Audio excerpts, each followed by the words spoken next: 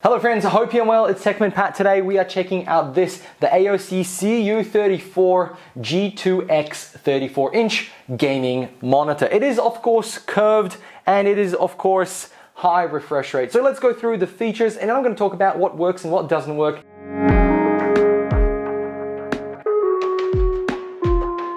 So it's a 34-inch ultra-wide monitor with an aspect ratio of 21:9, which basically means you get like two 4x3 17-inch monitors. But what's good about that is instead of having two monitors, you get an ultra wide and you can fit more on the screen.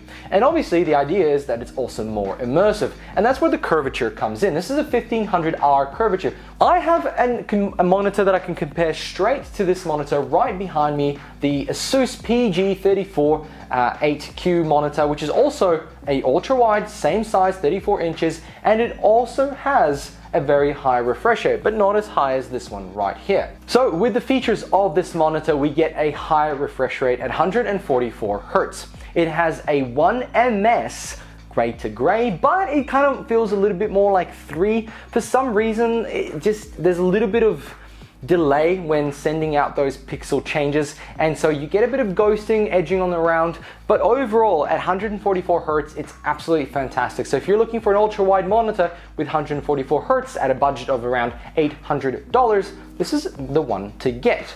Now if you're looking for something that also does HDR and maybe has pinpoint accuracy for the color gamut, I would stay away from this one. The HDR in this is completely useless. First of all, Windows doesn't even do a good job at maintaining the HDR effect, and within games it's very unnoticeable because it's such a low HDR version. Display HDR is the open standard for HDR quality and performance, and only displays that meet all the specifications may carry the Display HDR logo. So if a monitor claims HDR support without a Display HDR performance specification, or refers to the pseudo spec like HDR 400 instead of a Display HDR 400, it's likely that the product does not meet their certification requirements. Now, you can refer to the VESA certified Display HDR site for more information. AOC seems like they've actually removed the HDR branding and information from all their sites. It's still built into the monitor, and some sites still contain that specification. It says that this monitor is HDR capable, but be warned, it certainly is not. Basically, I don't think this monitor meets the actual spec, and that's why, as you'll see later on, the HDR is absolutely useless. I'm coming from a monitor that looks exactly the same in the same form factor, and the main difference that I noticed is that refresh rate. So going from 100 to 144, the difference is very slight and it's very minute, but if you're going from 60 to 144, the difference is huge. Personally, I want to stick to 144 Hz. It is reasonably faster than 100 that it actually makes my game on Modern Warfare a little bit more enjoyable and smoother. Now I've had to tone down some of the graphics to hit those 144 Hz speeds, but I am very happy that I did. First person shooters on this monitor are absolutely fantastic. One thing to highlight is also the curvature. It does make it a little bit more immersive. My previous one was very slightly curved, not as much as this one, and I have to say the only issue with it is that you have to sit a little bit closer to the monitor, because from a distance it looks a little bit jarring. Actually, when you first sit in front of it, it'll be a little bit jarring for you too. So move the monitor a little bit closer to you, and then that immersion will kind of be complete. The color gamut of this monitor is actually really good. It is a VA panel. It's not as fast as a TN panel, and some of the smearing can happen even though the pixel response time is high. There is still a little bit of smearing when you go from like a really light to a dark, or from a dark to a light. You can see it in some of the tests I ran, but you look a little bit different on camera, so just note that. Color-wise, because I've been working on an IPS panel before, they're a little bit oversaturated here, but you can change them, and overall I think I actually like the colors here better. They pop a little bit more. The green's a little bit greener, a little bit brighter. The monitor is actually very bright, and that's one of the things I really liked about it. Even though the HDR isn't very good, the brightness of it that needs to be there for the HDR to work, when you sort of just make this monitor brighter, is absolutely fantastic. It's one of those things where you can kind of turn it down because it's so bright. The monitor can go up and down, tilt up and down, and of course go left to right, and it feels really solid and doesn't seem to go back once you put it into place. Now, if you want to utilize all this and run it at 1440p, the full resolution, you will need a display port, and of course you will need to also have a powerful rig. The other thing to note, it also comes with USB ports, 4 of them, which is really, really good. I really like the fact that you can extend, sometimes your motherboard's lacking in USB ports, so having one of those USB 3 ports connected to your monitor to extend it to other ones so you can connect something like a low bandwidth item like a camera or a microphone is really, really good. You probably won't be charging off them. I believe there is one that is chargeable and has enough volts to charge something, but I would suggest this is for your peripherals that just sort of sit in place and need extra USB. Now, this monitor also has adaptive sync or FreeSync. The thing with that is that, first of all, FreeSync usually only works on AMD, but NVIDIA has finally opened the floodgates and allowed monitors that aren't G-Sync compatible to have FreeSync. So that actual refresh rate that matches up to the game, well, this monitor can do it. And if you have an NVIDIA card, it'll actually still work. The control panel will say that it's not officially supported, but it certainly works. It is the most basic version of G-Sync on this monitor with the FreeSync and obviously the fact that I've got an NVIDIA card, but it works really well. And I'm very happy to finally see that I don't have to decide either a G-Sync monitor or a FreeSync monitor. This should have ended years ago. NVIDIA is just like Apple. They want to lock it down and they want to force others to not be able to compete. But that's nothing to do with AOC. This monitor is certainly compatible with your NVIDIA card and you'll be able to get that adaptive G-Sync-like FreeSync connection. I want to talk about the OSD. It is horrible. It is 1, 2, 3, 4, 5 buttons, one for turning off the monitor and then the other one to bringing up the menu. The menu is a little bit annoying. I don't know why people don't add, or the designers of these monitors add a little joystick in the back like all the other monitors. It is so hard to navigate and actually know which buttons are what. It's impossible. It does have a lot of options. So in the OSD we have language, timeout, DP capabilities, positions, volume. It has a speaker which nobody should use, transparency for the event, picture-in-picture, which I have not used because, well, I want the wideness of the screen. When I did test it, it wasn't that great. It just meant that there's 2 sources coming in. One source is your DP or your display port. The other source could be a DisplayPort 2 or a HDMI. So you could technically have 2 computers running into one monitor and then potentially have a keyboard that switches between the 2. In the game mode settings, we have obviously game mode. We have shadow control, which basically means darkening and lightening things up. So as you can see, I can lighten everything up or I can make it much darker, which is kind of ridiculous, but the brightness is fine at 50.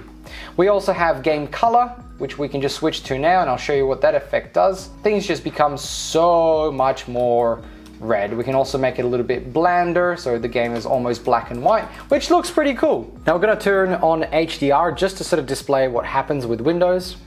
It's nice and black. We turn on HDR, and you can see it's gone all weird. Welcome to the world of HDR with Windows. So what we also have to do is go into here and turn on luminescence and navigate to HDR. We're going to turn this on and we're going to select HDR game. There we go.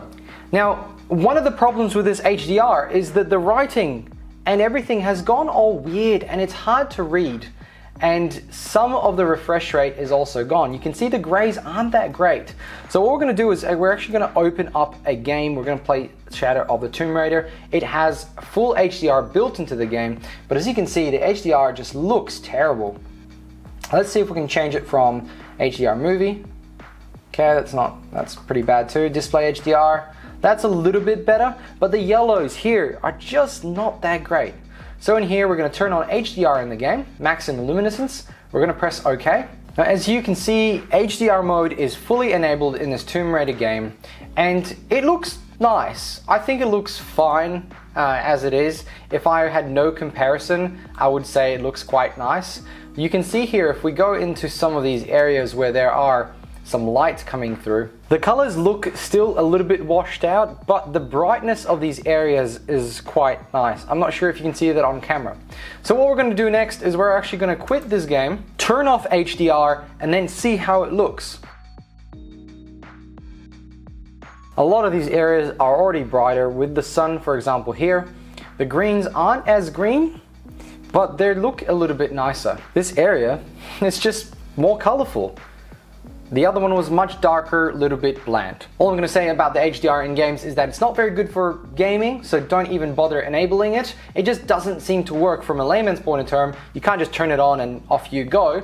But if you are going to watch some YouTube HDR, make sure you've got Windows 10, make sure you're using Microsoft Edge and you have the HVAC codec extension installed, and then you can actually enjoy some nice HDR videos on YouTube, and that will actually look really, really nice. Now, what's it like to play games on? Well, I'm going to say it outright right now. It is fantastic to play video games on it, but I will point out that it's mostly first-person shooters like Doom, Modern Warfare, and obviously the one I always play, Rainbow Six Siege. These games love having high refresh rates, and this monitor certainly allows you to do that. The game visuals are perfect on this monitor. The colors are a little bit more vivid than my IPS monitor, which is toned down for editing. And of course, it's big. 34 inches is a fantastic monitor size. I'm going to be testing a little bit of a bigger monitor, but I think if you're looking for a widescreen monitor that's not going to be too ridiculous, 34 inches is actually a perfect size. And more games nowadays support the 21:9 aspect ratio, and so that is still something you have to take into consideration, that not all games can support 21:9. Now, does the curvature add any benefits to the gaming experience? Not really. When you're shooting around, your corners of your eye are actually more affected by the fact that it's wider than the curvature, but what it does mean is your eye strain is a little bit less. Apparently, and there is scientific evidence for it, that curved monitors kind of help with eye strain, because your eye doesn't have to strain itself to try and refocus on an edge, because it's always at the same distance to your rounded ball-like eyeball. That's not to say if you have terrible eye strain using any monitor that this will somehow alleviate it. It could help, but I'm not a medical expert and I'm not going to just say that it does. So, should you buy this monitor? First of all, the monitor costs around 850 Australian dollars.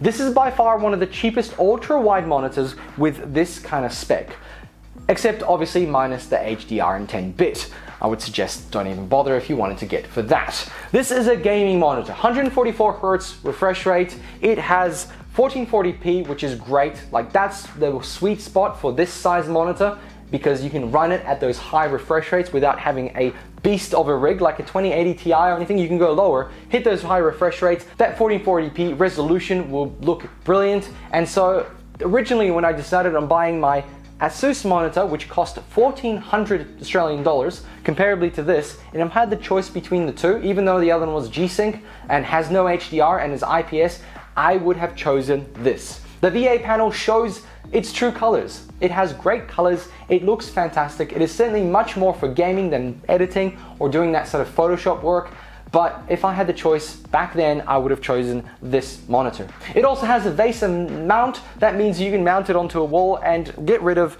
this very thin and good looking stand, unlike the ASUS, which you cannot. Now, ultra-wide monitors is something I believe should be in the mainstream, and slowly they are growing. But I would also like to add that there is now super ultra-wide monitors like the Samsung Odyssey G9, which hopefully I will get to review.